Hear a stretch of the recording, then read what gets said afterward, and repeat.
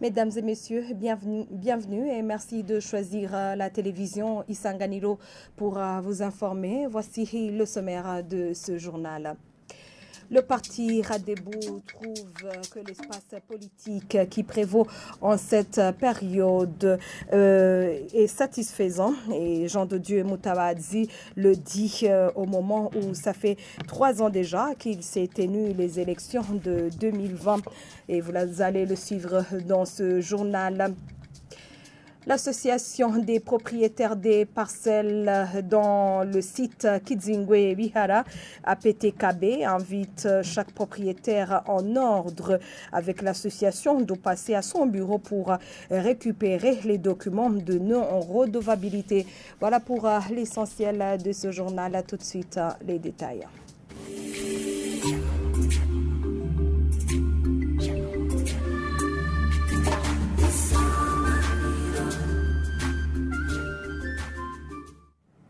Encore une fois, bienvenue.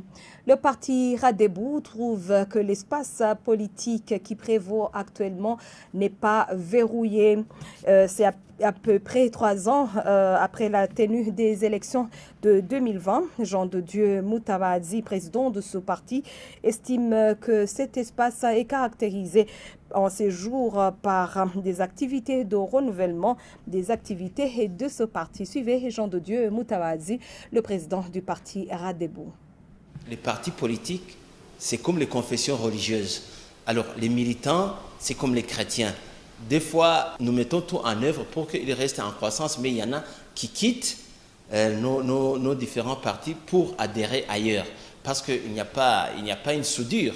Des fois, alors, il y a certains de nos militants qui quittent nos formations politiques respectives, mais aussitôt, nous les remplaçons dans les comités ou bien dans les représentations provinciales ou bien communales. La deuxième chose que je peux confirmer aujourd'hui, c'est la collaboration qui est bonne avec l'administration, parce que les gouverneurs de province ou bien les administrateurs communaux, ils nous demandent chaque fois de leur informer les noms de nos représentants. La dernière chose, c'est un constat d'ailleurs, c'est que l'espace politique aujourd'hui, l'espace démocratique, l'espace politique, l'espace des partis politiques est très élargi aujourd'hui. Même l'espace médiatique est très large. Et vous aurez remarqué que les médias sont à l'aise aujourd'hui, vous aurez remarqué que les partis politiques sont à l'aise et que celui qui veut se mouvoir, il peut se mouvoir comme il veut. Donc aujourd'hui, nous sommes satisfaits. Après les échéances électorales de 2020 et bientôt les échéances électorales de 2025, nous sommes à mi-parcours et nous sommes en train de faire une évaluation pour que dans quelques 2 ans et demi, on puisse être à l'aise pour aller dans la compétition, comme cela se veut à travers la Constitution de la République du Burundi, le code électoral et le code communal.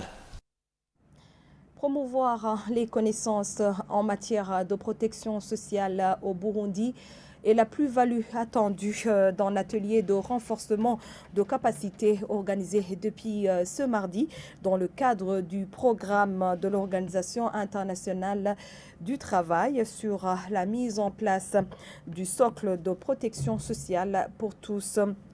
Aurélie Klein, expert au sein de l'EIT en protection sociale au Burundi et au Rwanda, indique que les acteurs des 2 programmes de protection sociale en cours d'élaboration au Burundi ont besoin d'être renforcés dans ce domaine pour accompagner et exécuter ce programme. Je vous invite à la suivre.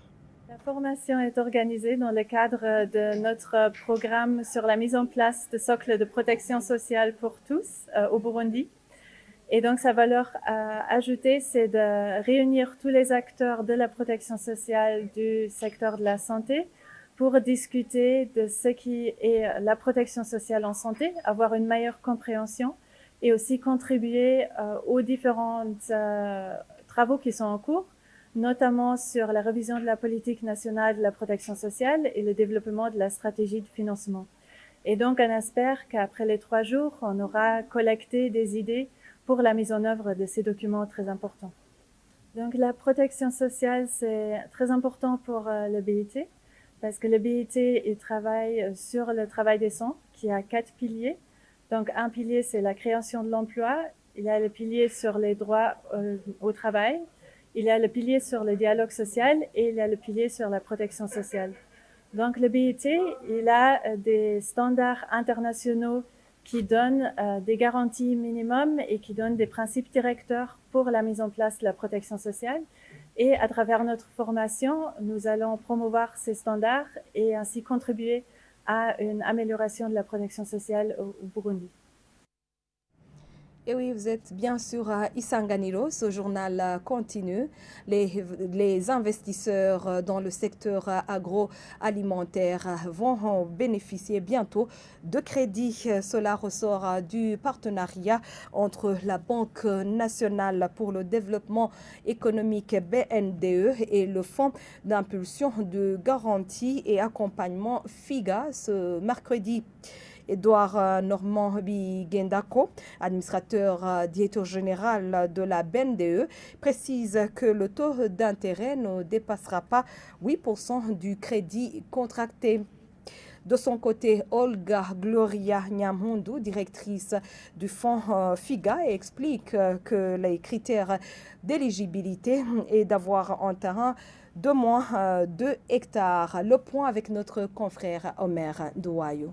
Le fonds d'impulsion, de garantie et accompagnement œuvrant dans le secteur agro-pastoral exige un projet rentable demandeur. Olga Gloria Nyamundu, directrice du FIGA, annonce que le taux d'assurance sera fixé sur base du crédit du demandeur. On va mettre en place un mécanisme financier basé sur un système de fonds de garantie qui va faciliter l'accès au crédit des exploitants agricoles, que ce soit un exploitant individuel ou des groupements ou des coopératives ou des associations sans but lucratif ou le groupement d'intérêt économique, afin qu'ils puissent avoir des crédits agricoles. Les bénéficiaires de ces prêts seront des agriculteurs qui auront une superficie d'au moins 2 hectares. La couverture de la garantie est échelonnée sur 3 étapes.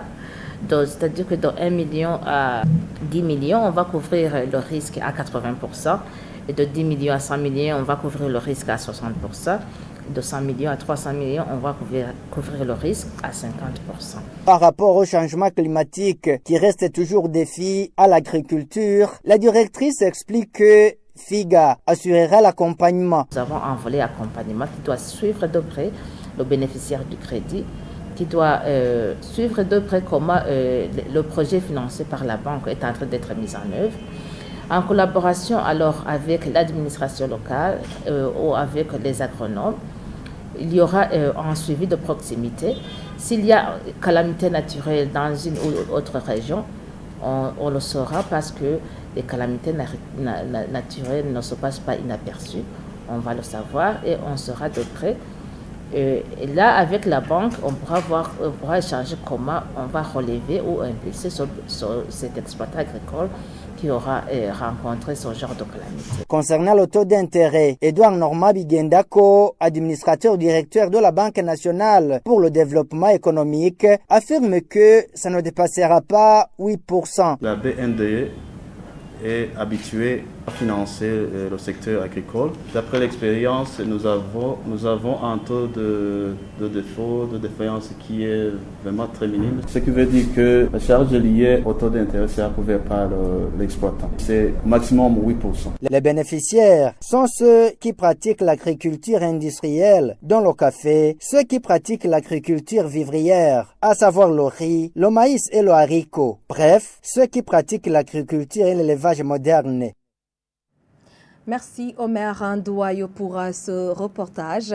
Et je vous le disais tout au début de ce journal, l'association des propriétaires de terrain de Kizingwe Bihara informe les propriétaires des parcelles que les listes provisoires affichées par le Boura au siège communal de Mouha et l'ex-CTMU sont le résultat d'un consensus entre le Boura, l'association APT l'APTKB ainsi que l'administration. Hippolyte Beta Noubaché, président de cette association, invite chaque propriétaire en ordre avec cette association de passer à son bureau pour récupérer les papiers de non-redevabilité. Il a dit c'était ce mardi lors d'une conférence de presse qu'il a animée. Suivez-le. L'équipe mixte a procédé à la vérification des listes d'attribution dans le strict respect des proportions, comme je l'avais dit, 53% pour les propriétaires et 47% revenant à l'État. Il a fallu refaire le travail d'attribution en regroupant ensemble les îlots totalisant la superficie revenant aux logements sociaux. Pour l'étape suivante, il revient à chaque propriétaire qui est en ordre avec l'association de passer au bureau de la PTKB qui se trouve au quartier asiatique pour récupérer son attestation de non-redevabilité qu'il va présenter à Roboura et nous lui informerons la suite si ça parcelle. À partir de demain, les portes sont ouvertes pour les réclamations. Ceux qui ont même des petites parcelles, on fait la fusion. On fusionne, c'est-à-dire on prend 3 ou 4 personnes, on les fusionne pour qu'ils trouvent une parcelle qui est dans le site. C'est-à-dire c'est une viabilisation par intégration. Ça nous intègre, même celui qui a la petite parcelle, on intègre, et celui qui a la plus grande parcelle, s'il trouve que ça dépasse la parcelle que nous avons, c'est-à-dire ce qui reste est transféré à celui qui a la petite parcelle, comme ça, lui aussi, il se trouve dans le site. Et avant de boucler ce journal, vous saurez que la vulgarisation du Cordia africana, communément appelé en Kirundi ou Muvugangoma, est la seule solution pour faire face au manque criant de cette essence végétale utilisée dans la fabrication du tambour au Burundi. Ezekiel Nibigira, ministre burundais ayant le sport et la culture dans ses attributions, le dit en réaction à la demande aux représentants des tambourinaires de la province Rumongue d'obtenir l'autorisation gratuitement pour la coupe d'un tel arbre pour réhabiliter leur tambour actuellement en mauvais état. Pour ce ministre, le propriétaire de cet arbre a lui aussi besoin d'argent pour subvenir à ses besoins. Les détails avec notre correspondant en province Rumongue, Jean-Pierre Misago. Selon Alexis Minani, représentant provincial de la troupe des tambourinaires de Rumongue, ce groupe devrait avoir l'autorisation d'abattre le Cordia africana repéré dans une propriété, même privée, afin de réhabiliter ce patrimoine mondial dans une extrême vétusté en province Rumongue. En réaction à cette proposition, Ezekiel Nibigira, ministre burundais ayant le sport et la culture dans ses attributions, dit que tout Cordia africana repéré doit être acheté à son propriétaire. Dans le cas contraire, il y a risque que cette espèce végétale soit détruite, ce qui aggraverait le manque de cette espèce très recherchée dans la fabrication des tambours, selon son ministre. La solution durable à ce problème est la vulgarisation de cette espèce sur toute l'étendue du Burundi, poursuit le ministre Nibigira Ezekiel. Son ministre donne un délai n'excédant pas 3 mois à la direction générale concernée par cette question dans son ministère pour avoir aménagé un champ de cette essence végétale en guise d'exemple pour enfin étendre ce projet sur tout le territoire burundais. Merci Jean-Pierre Misago pour ce reportage. Ainsi s'achève ce journal.